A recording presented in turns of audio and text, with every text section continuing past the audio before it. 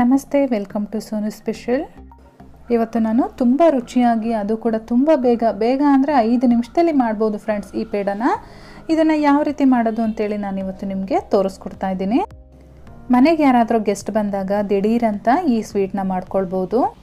ಬನ್ನಿ ಹಾಗಾದರೆ ಯಾವ ರೀತಿ ಮಾಡೋದು, ಇದಕ್ಕೆ ಏನೇನೆಲ್ಲ ಇಂಗ್ರೀಡಿಯೆಂಟ್ಸ್ ಬೇಕು ಅಂತೇಳಿ ನೋಡ್ಕೊಳ್ಳೋಣ.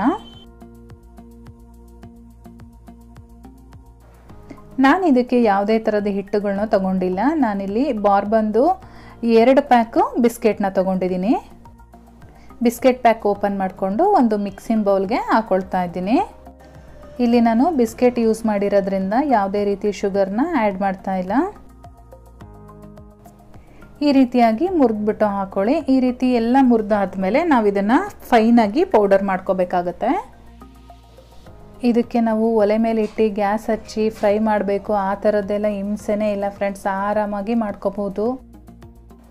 ಬಿಸ್ಕೆಟ್ಗಳೆಲ್ಲನೂ ಈ ರೀತಿ ಕಟ್ ಮಾಡ್ಕೊಂಡಾದ್ಮೇಲೆ ಒಂದು ಮಿಕ್ಸರ್ ಜಾರ್ಗೆ ಟ್ರಾನ್ಸ್ಫರ್ ಮಾಡ್ಕೋತಾ ಇದ್ದೀನಿ. ಇವಾಗ ಇದನ್ನು ನಾವು ನುಣ್ಣಗೆ ಪೌಡರ್ ಮಾಡ್ಕೊಳ್ಬೇಕು. ನೋಡಿ, ಇವಾಗ ಬಿಸ್ಕೆಟ್ ಪೌಡರ್ ರೆಡಿಯಾಗಿದೆ. ಇದನ್ನು ಅದೇ ಮಿಕ್ಸಿಂಗ್ ಬೌಲ್ಗೆ ಮತ್ತೆ ನಾವು ಟ್ರಾನ್ಸ್ಫರ್ ಮಾಡ್ಕೊಳ್ಳೋಣ. ಇದರೊಳಗಡೆ ನಾನು 1/4 ಕಪ್ಪು ಹಾಲಿನ ಪುಡಿ ಸೇರಿಸ್ಕೊಳ್ತಾ ಇದ್ದೀನಿ.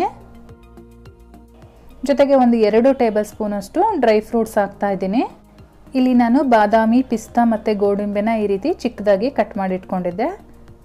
ಹಾಗೆ ಒಂದು 1/4 ಟೀ ಸ್ಪೂನಷ್ಟು ಏಲಕ್ಕಿ ಪೌಡ್ರು ಕೂಡ ಸೇರಿಸ್ಕೊಂಡಿದ್ದೀನಿ. ಇವಾಗ ಇದನ್ನೆಲ್ಲ ಒಂದ್ಸರಿ ಡ್ರೈ ಮಿಕ್ಸ್ ಮಾಡ್ಕೊಳ್ಳೋಣ. ಈ ರೀತಿಯಾಗಿ ಚೆನ್ನಾಗಿ ಹೊಂದ್ಕೊಳ್ಬೇಕು.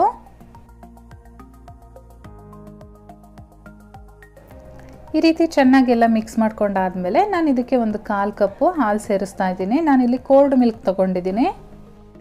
ನಮಗೆ 2 ಬಿಸ್ಕೆಟ್ ಪ್ಯಾಕಿಗೆ 1/4 ಕಪ್ಪು ಸರಿಯಾಗುತ್ತೆ ಅಳತೆ.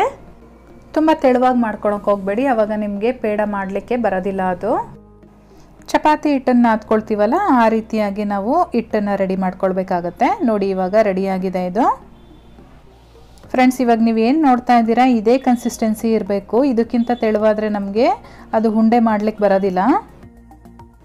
ಇವಾಗ ನಮಗೆ ಯಾವ ಸೈಜಲ್ಲಿ ಬೇಕೋ ಆ ಸೈಜಲ್ಲಿ ನಾವು ಈ ರೀತಿ ಉಂಡೆ ಮಾಡ್ಕೋಬೇಕಾಗತ್ತೆ. ನೋಡ್ತಾ ಇದ್ದೀರಾ ಅಲ್ವಾ, ಎಷ್ಟು ಚೆನ್ನಾಗಿ ಬರ್ತಾ ಇದೆ. ಎಲ್ಲೂ ಕೂಡ ಕೈಗೆ ಅಂಟ್ತಾ ಇಲ್ಲ.